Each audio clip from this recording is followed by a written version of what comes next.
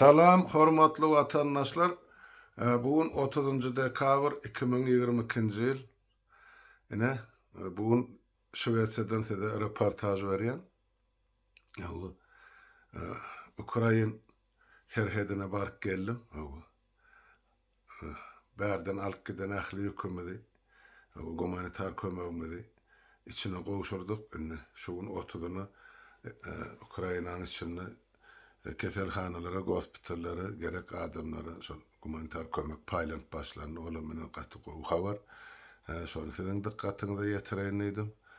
Ýani şu geçen bir hepden dowamyny ýurdun daşyna içinde näme bolup geçdi, o ýagdaýlar soňra biraz elimiz boşaşyny habarlaşar. Ýaly mümkinçilik bolmany üçin men habar berip bilmedim.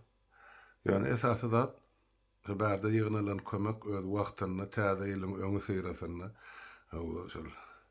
bosgullara gaçyk gelirler uruşdan şol bosup bärde ene Zaporojyada oň töwereginde öýde de uzarsız ýerlerden gelip Şurýal agyr durmuşy başdan geçirip oturan adamlar gatken oň soň ýaraly esgerler bar. Çağalar öýleri şular ýalgan ýyldylyp bilinen akap ışık geten ýyleşikler adlyk edýär. Garaz problema kan bizim şol deňizdäki bir damja diýil şey elden gelen kömegimizi ertip berdik. O barada aňyrda Ukrayn dostlarymyz ýöreýär reportaj taýýarlaýarlar. Haçan taýýar bolunny onyny görüp bilersiň. Elbette ýol uzak bol bir topar hawa. Baştan geçmeleri var. Ýöne hemmeji ogluk bilen oturdy geçdi. Tagaman ojo dolanyp geldik. Diýjek bolýan zadym näme watandaşlaryň soň şu taýdan Ukrayn dostlarymyzdan dörli habarlar gelip gowuşdy, maglumatlar gelip gowuşdy. Şolary bir kisi bilen bir sana bilen tanış edin şu. Olaň biri biziň türkmen ýigitlerimiz Ukrayn halkynyň tarapyna Ukrayn goşunyny Ukrayn halkynyň ýagty gelecegi üçin, azatlygy üçin, territorial betewligi üçin janyna ýaman söwüşip böler. Şol gahrman ýigitimiziň biri ady Malik Gulif Nazar Gurbangeliyevич. Ukraynada onun bir näçe aýylar allym berdimle söwüşleň birine wepat bolan ýigit. Ukrayna prezidentiniň fermany bilen 3-nji derejeli gahrman ordeni bilen sylagynyň. Oğlum bir näçe sylagy bar, medal Ukrayna medallar bilen. Şu real ýaşaýdym. Ukrayn halkynyň azatlygy üçin wepat boldy. Ýene de bir ýigitimiň video roligini görürsiň, olam mene şol orslar ýesir alypdyrlar. Şo ýesir alanlaryň içinde adym soraýa, familiýasyny soraýa, ondan soň içinde biziň bir türkmen ýigitimiz bar. Men familiýasyny häzirim aňşyryp bilemek bolýar. Adyny we atasynyň adyny aýdýar. Döwran Bazarbaýew diýip iki gede gaýtalap Öwran aýdyldy. Şonu ýigitlerimiz özlerim çykaryr familiýasyny gaýş edýär. Goýun onu ustaýda goýup dogan arnaşlar bilsin, şol ýigitiň hem ýesir düşeni. Ol ýigitim şol Ukrayn halkynyň tarapyny söwüşen ýigitlerimiziň biri. Vatandaşlar hem begenleri hem gowanları türkmen ýigitlerimiziň içinde şol real mertleriň bardygyny gereken adalet üçin uruşuň söwüşip bilýänliklerini. Türkmen bir beterem bir ejemoglu däl, ondan bundan kölegesinden tiskinip beren, kölegesinden gorkup beren ýok. Ente arlap duran ýigitlerimiz gatkan haçan söwüş meýdanyny görkezjek özlerini.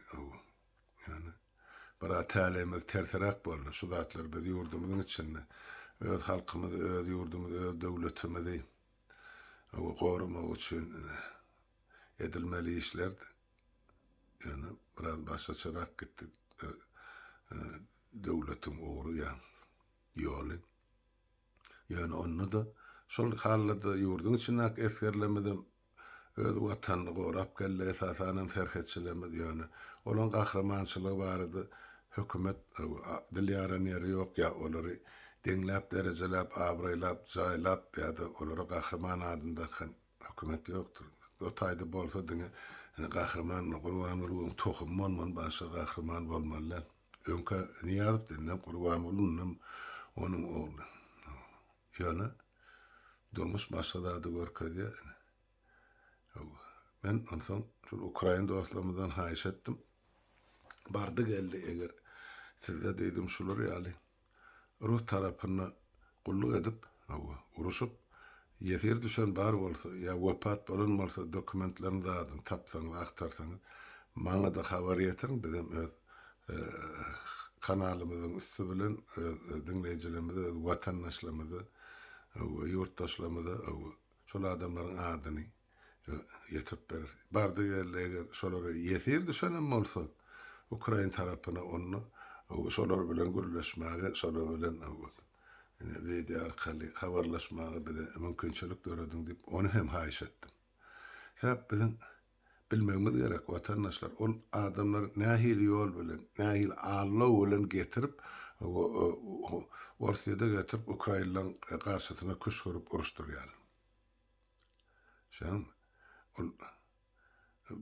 Oğlum yılgırk yıllar bedeni ne şeydi halkımızı çakmıştırıp gelin yankı şöhret paraz millet enne bu oyunların başa varmasa 20. asır kanı görýän hem zat ayan bolupdy.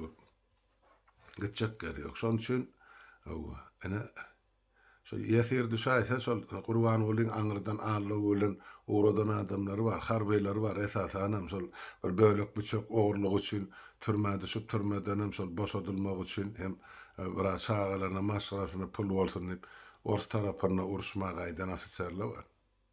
Şolar eger men ştaýda dinleýän bolsa bilik goýun, size ertesi gün başlaşmasak ýokdur. Häzir wagty barka eliňizi galdyryň tahana Ukraina tarapyna geçin we şu taýda görüň berin. Kim sizi şu zatlara mezur etdi? Näme üçin şu karar kabul etdiňiz? Ene. Diňe şu ýagdaýda siz adyňyzdan, janyňyzdan halas etip bilersiňiz. Şonu aýdyn. Onuna watandaşlar täze ýylyň öňe süreşinde kän wagtyňyzy alyp oturmaýyn. Hemmäňiziň öýüňize saglyk, saglyklykda görşeliň, sag oturuň.